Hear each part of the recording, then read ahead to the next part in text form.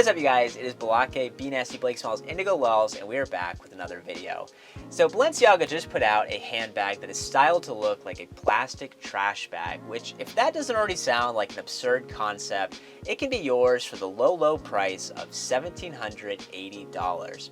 That's right, every husband's least favorite household chore has become a chic accessory from Balenciaga. Now, if you're unfamiliar with Balenciaga, this might seem like a very strange decision on their part, but it's actually part of an ongoing marketing and PR campaign that follows a very simple formula: create and sell outrageous products at even more outrageous prices.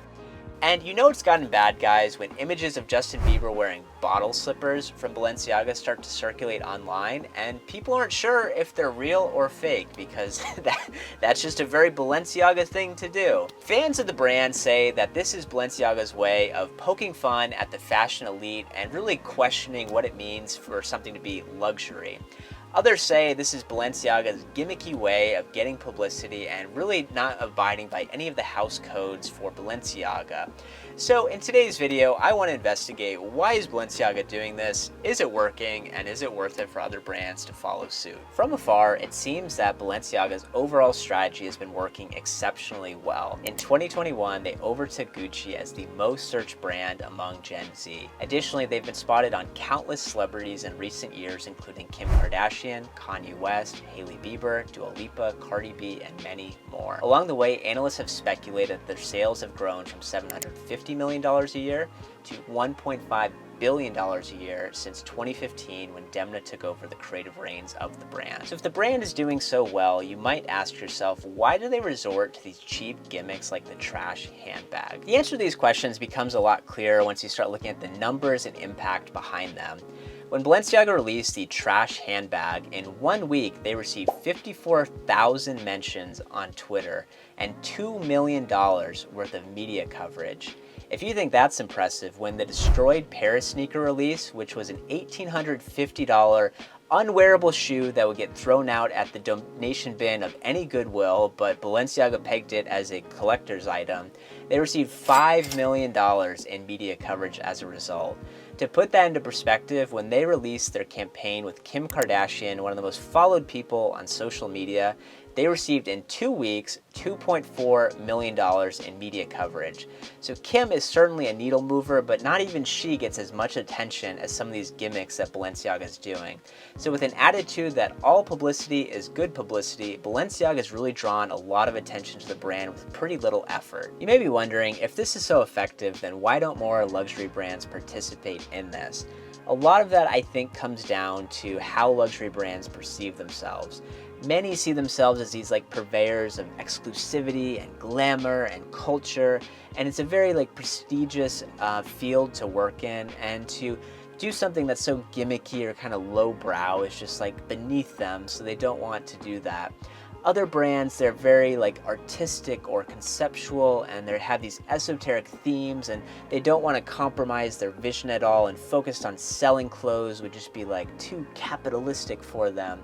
And so I think a lot of them just don't want to participate in the art of selling and marketing clothes. Whereas Balenciaga comes in a stark contrast to that. They are willing to say, hey, we're in business to sell products and make money. And rightfully so. It's a $1.5 billion brand, guys. They sell $1.5 billion per year. That is a lot of clothes and accessories if you think about it.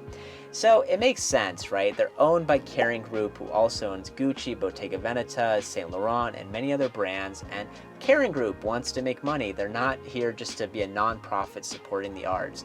So I appreciate that about Balenciaga. I feel like it's a little more genuine and authentic to say, look guys, we do some cool stuff, but we're also here to make some money. Another thing that Balenciaga has done really well, in my opinion, is their willingness to collaborate and cross over into pop culture. At a recent runway presentation, they had a 10-minute episode of The Simpsons where the characters were all wearing different Balenciaga outfits, and they kind of worked it in to integrate it. And I just thought that was really an innovative and clever way of having a crossover. They also had a collaboration with Fortnite, the ever-popular Battle Royale game, where they had some in-game skins and different kind of merch that came out of it. My problem with both of these though is that like the t-shirts, they were just graphic t-shirts, pretty plain, nothing too special about them. Retailed for $650, which is just, that's way too much money, especially for something that's supposed to be targeting a wider audience with these like pop culture references. And so it kind of leads me to question, like, how sincere is Balenciaga in these? Demna is known to be a troll, someone that kind of likes to stick a finger up at the fashion elite and be like, haha, you know, I'm breaking all the rules and I'm doing things because I can.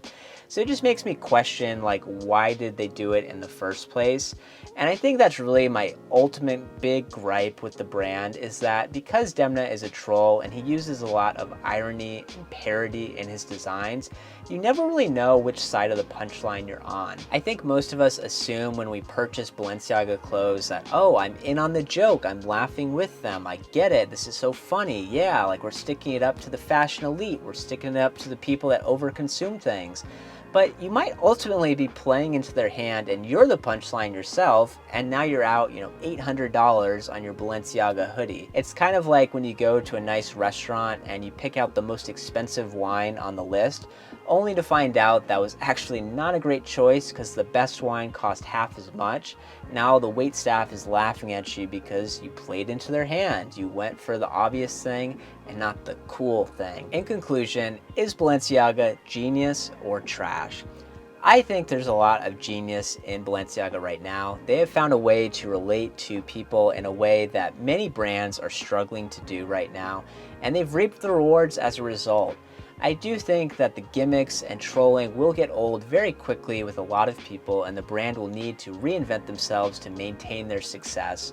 How long will they be in the spotlight? Only time will tell. Thanks for watching. Peace.